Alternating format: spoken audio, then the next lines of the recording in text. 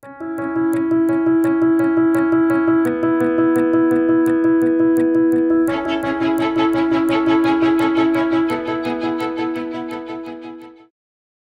we have a painter from Utah, Todd, and tonight will be his opening reception, and we're so grateful that he made time and made this trip for us. So could we ask you some questions? I'd love to. So I know I've known you for a long time, nearly 20 years. When was the first time that you wanted to be an artist?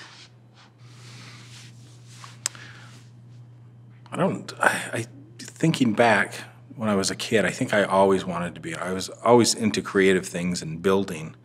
I think that kids naturally are into building and creating, and I don't think that ever went away for me.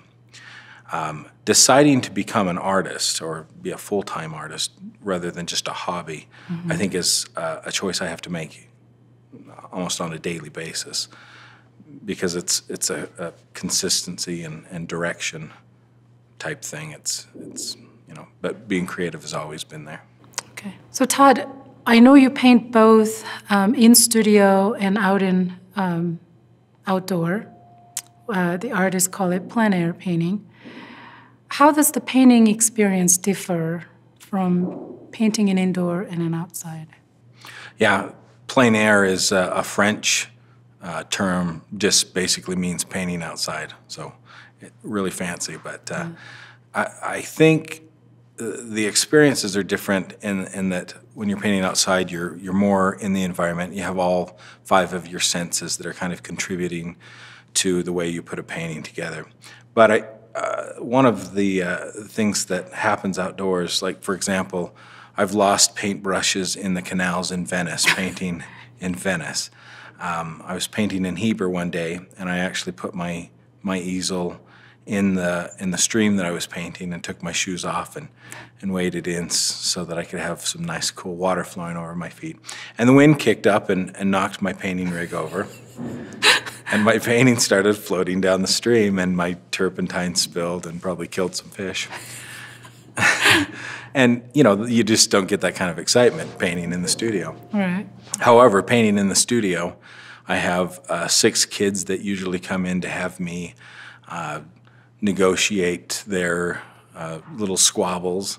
And we used to have a rooster that would perch outside of my studio window and kind of peck on the window and critique me while I worked. Mm-hmm. So, but there are some comforts at home. Your painting's no good. Yes. Try again. That's great. Do you have a preference? If I could only do one of those things, paint outside or paint in the studio, I'd probably choose painting in the studio. It's not just because of the comforts of the studio, being able to have all my tools around me and a nice easel to work at and the right amount of lighting, but I really like the ability to make very precise colors on the palette, and I think my expression with my work is just a little bit more clear, a little bit more complex. Yeah. And you can take a little more time in studio to make sure things are what you want, because plein air, aren't you fighting with the elements? The clouds change, light change. Yeah. The wind blows your easel down. Yes. But you won't have those in studio. Well, and that's true. That is one of the charm about plein air paintings, is that a lot of times you'll have things change, and that synchronicity of you reacting as a painter to the environment, mm-hmm. and the scene changing in front of you, mm-hmm. can sometimes create some really wonderful, what artists sometimes call happy mistakes, and they're not really mistakes. They're reactions.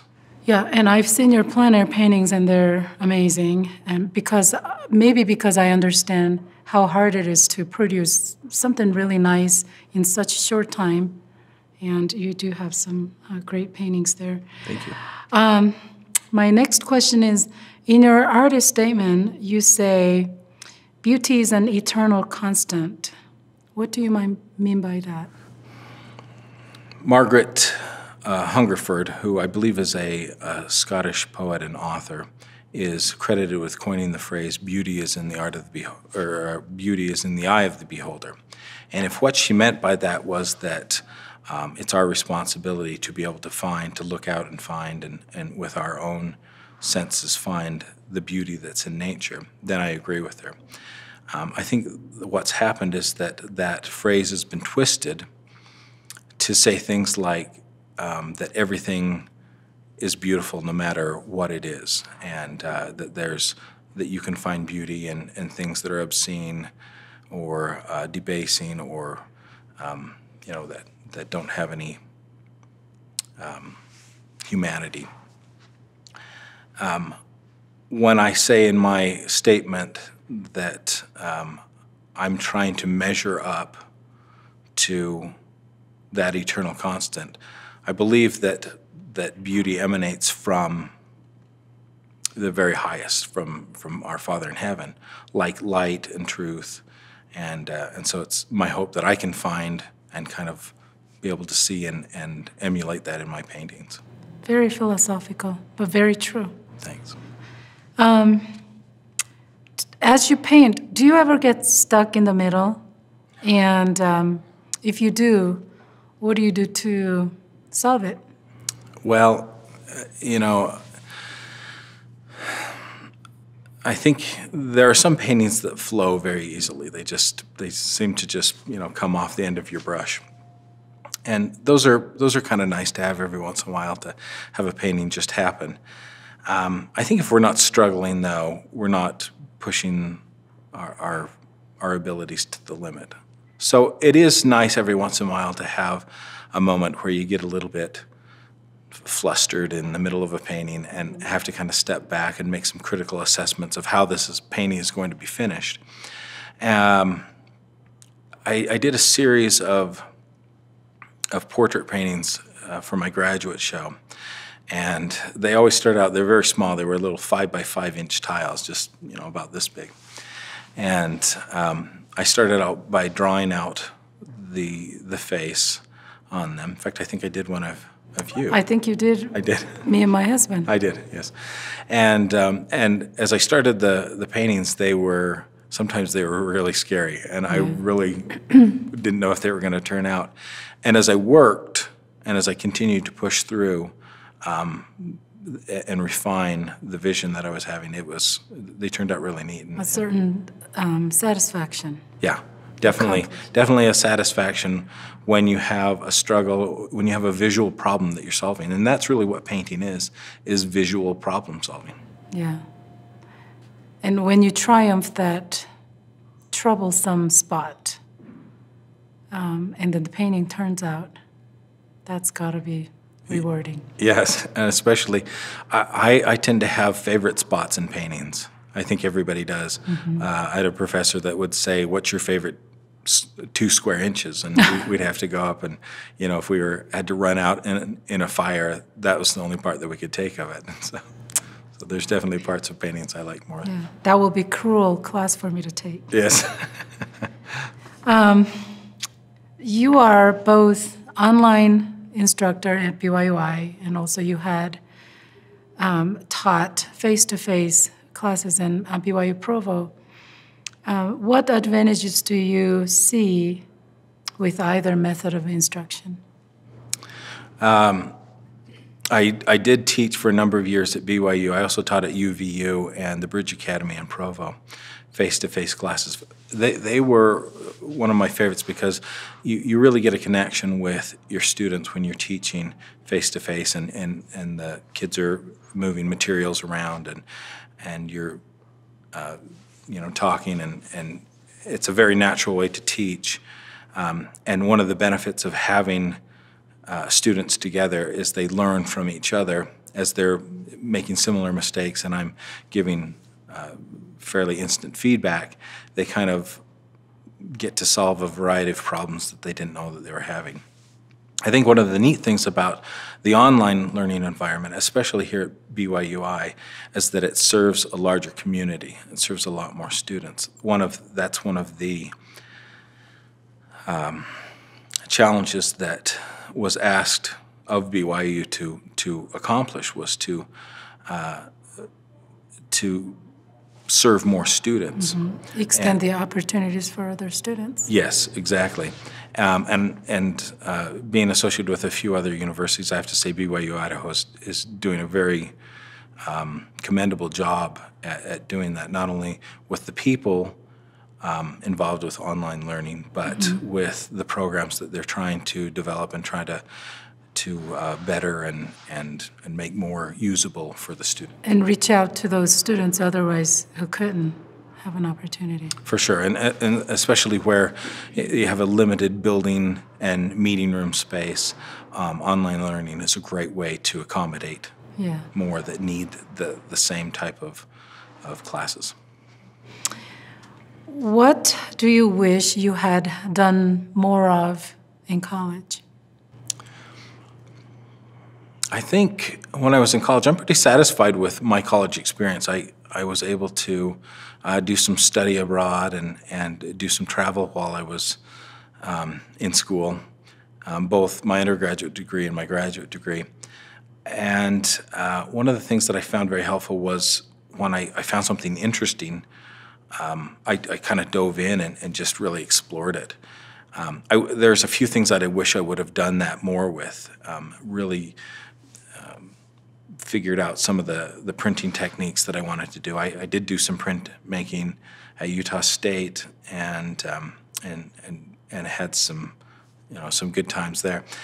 When I was here at BYU-Idaho, which was then Rick's College, I was really interested in Andrew Wyeth, and I remember spending tons of time in the library just studying and watching films of Andrew Wyeth, and so I think that's a really helpful thing. Explore things that you're interested deeply as much as you can. Along with that, though, I think that something that we ought to do, and I have a little story I think that kind of illustrates this.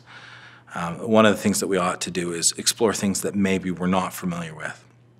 My last semester at BYU in Provo, I was short some art history credit. And so I did an independent study with Professor Mark Magleby, and he asked me to read some essays by the writers from the 1950s that were involved in the op art and pop art movements. And this was particularly hard for me because as a realist painter, I didn't know what the artists, that splatter paint and do color-filled paintings would have to offer me. It seemed like a kind of risky thing to spend my energy reading what they had. And it's a completely different world. Yeah, and as I read, I had a bottle of Tylenol in one hand and a dictionary in the other hand, because sometimes I would spend 10 minutes figuring out what a sentence said. My first attempts at doing this and turning in kind of 9th grade type book reports to Professor Magleby they were sort of just reactions to what I viewed as an intrusion on what I thought art really was. And Professor Magleby was able to kind of steer me, and what he said was, I just want you to understand what they're saying. And so as I did that, and as I went in and read, I found out that it was a very interesting thing. These people were saying interesting things, and the ideas that they were proposing. And there were something more than just a splash of color on a canvas. That's right. There was some very interesting things there.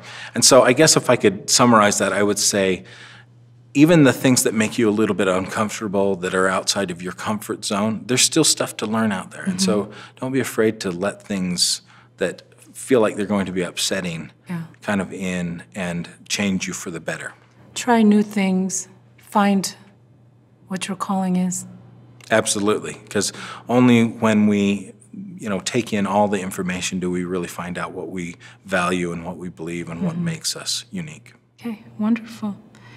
Do you have some more advice for someone who's just starting out here in this university as an art major? I would say the biggest key is doing. and you know, you can plan and you can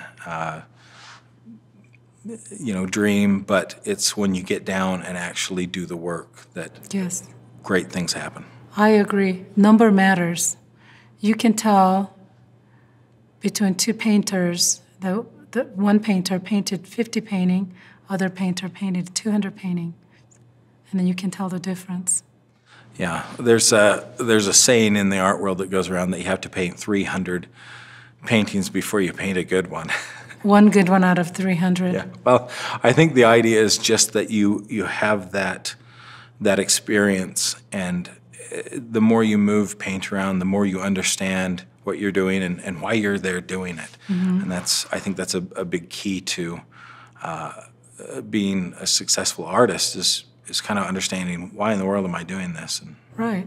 And as we said earlier, you get stuck on some of the paintings and try to work through the problems. And some successful endings, some probably disasters. Some so bad you have to burn. Now, you are not telling me you've done that. Yes. You've burned a painting? You have? Yes, for sure. Well, Todd, it's been a pleasure. Thank you for coming, and we're so excited to open your exhibit. And the show looks great. And again, we really appreciate your time. Thank you.